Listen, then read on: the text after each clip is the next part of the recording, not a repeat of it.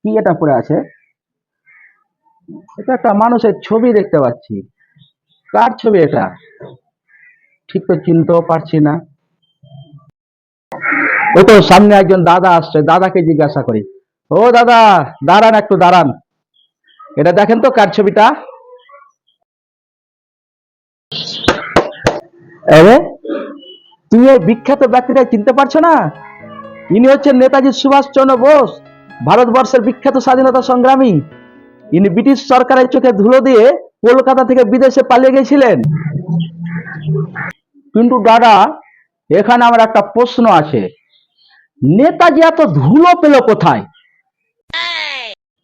আর কোন ইংরেজি কি চোখে চশমা পড়েছিল না?